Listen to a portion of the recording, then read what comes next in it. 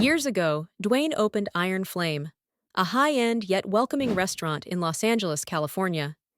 It wasn't a vanity project or some side hustle to burn money.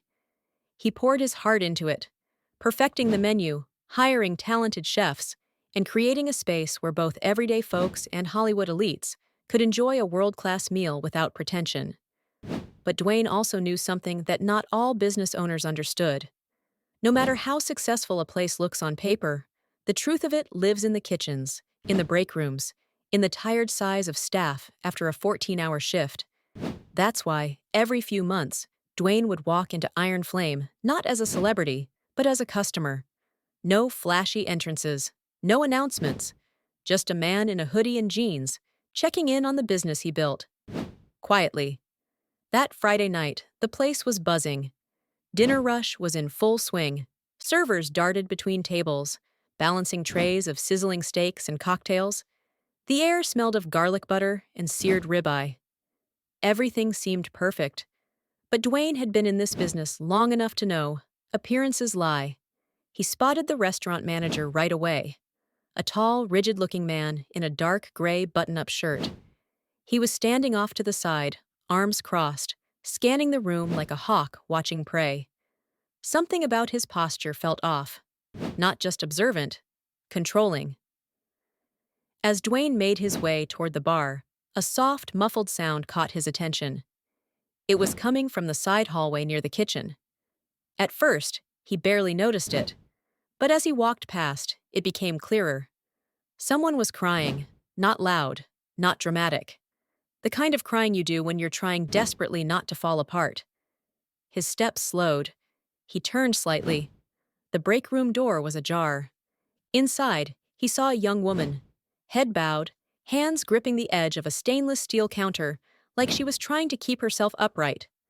Beside her stood a young man in an Iron Flame uniform, speaking in urgent whispers. Dwayne didn't know who she was, but the look on her face, it hit him like a gut punch. Something was very wrong, and he wasn't leaving until he found out what happened. His face calm, but mind racing. That crying, it wasn't stress. It was fear. He'd worked in restaurants before. He knew what it meant to be exhausted, overworked, underappreciated. But this was something else. His first instinct was to walk straight to her, ask if she was okay. But right now, he wasn't Dwayne Johnson, the celebrity or the owner. He was just another customer. So instead, he listened. The young man beside her, probably a fellow server, whispered urgently, "You can't let him do this. He doesn't own you." The woman responded, her voice cracking. "What choice do I have?" He made it clear. "If I don't do what he says, I'm gone." Dwayne's grip tightened around the glass of water in front of him. At first, he thought maybe it was about a rude customer. But the way she said it, it wasn't. This was about someone inside the restaurant. The bartender approached.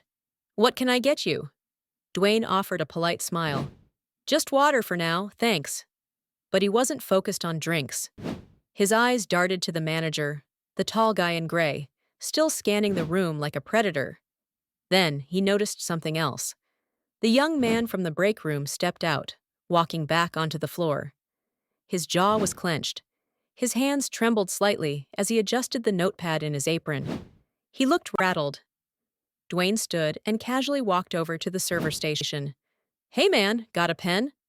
The server looked up, startled. His name tag read Jason. "Yeah, sure." He handed over the pen, expecting Dwayne to walk away. But Dwayne didn't. "Hey Jason," Dwayne said calmly. "Your friend back there. She okay?" Jason froze. "She's fine." He said it too quickly. Dwayne tilted his head. "She doesn't look fine." Jason glanced toward the manager, then looked down. A beat of silence. "She's not," he finally whispered. Dwayne kept his voice low. "This about a customer?" Jason hesitated. "No," he admitted. His eyes flicked toward the front of the restaurant, toward the manager. "It's not!" Dwayne's stomach sank. This wasn't just stress. This wasn't a bad night.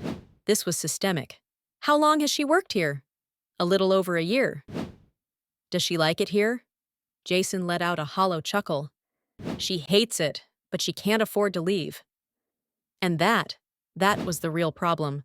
Before Dwayne could say more, the air shifted. The manager, whose name tag read Trevor Marcus, walked over. Everything okay over here? His voice was smooth. Firm, Jason stiffened instantly. Dwayne turned to face him. Trevor looked him over, not recognizing who he was. Just got a pen, Dwayne said casually. Jason was helping me out. Trevor clapped Jason's shoulder, too firmly. Let's stay focused, yeah? Jason nodded quickly. Yes, sir. Dwayne said nothing, but his jaw clenched. He wasn't leaving, not tonight. Outside, Dwayne stepped into the cool night air, calming himself. That girl, Emily, was still in there, still stuck with Trevor. Just then, the bartender from earlier came outside for a break. His name tag read Matt. Dwayne saw his chance. Long night? Matt looked up, surprised, then shrugged. Friday, always crazy. Dwayne leaned casually beside him. Mind if I ask you something? Matt hesitated. Go ahead. Your manager, Trevor Marcus. What's he like? Matt's expression darkened. Quick, subtle, but noticeable. Strict. That normal? Matt glanced around, then lowered his voice. He makes Emily stay late, alone, every night. Dwayne's expression didn't change, but something hardened behind his eyes. Just her? Matt nodded. Yeah, he's always talking to her like she owes him something. Dwayne exhaled slowly. She ever talk about it? Number. But she doesn't have to. We all see it. This wasn't just a bad boss. Trevor was a predator. Back inside, Dwayne waited for the right moment. As the restaurant quieted down, he approached Emily. She was taking a customer's order, her smile fake, her eyes haunted. Excuse me, Dwayne said gently. Can I speak with you? She blinked, surprised. I'm helping someone, sir. It's important. She hesitated, then nodded, stepping aside. I know what's happening, Dwayne said softly. You don't have to say anything. Just know. You're not alone. Emily swallowed, her voice trembling. I can't. He said if I... You can, Dwayne interrupted gently. And you will. Because I promise you, he's not untouchable. Then, Trevor arrived. Is there a problem? Just having a conversation, Dwayne replied evenly. Trevor smirked. Emily has work to do. That word, private, made Emily flinch. That was it. Dwayne reached into his back pocket and pulled out his ownership credentials. The room went silent. My name is Dwayne Johnson, he said clearly, and you and I need to talk. Trevor's face went pale. I didn't know. No, you didn't, Dwayne cut in. That's the problem. Trevor tried to explain. Dwayne wasn't listening. He played the audio recording of Emily and Jason, their fear, their truth. You're done, Dwayne said flatly. You'll never manage another restaurant again. Dwayne returned. Employees gathered. He's gone, he said quietly. You're safe now. Emily's eyes welled. Jason stepped closer. Matt stood by. Then Emily said it. I just don't want anyone else to go through this. Dwayne nodded. They won't. But Jason stepped forward. It's not just Trevor, he said. It's the system, the pressure, the fear of speaking up. Dwayne nodded. Then we fix it, together.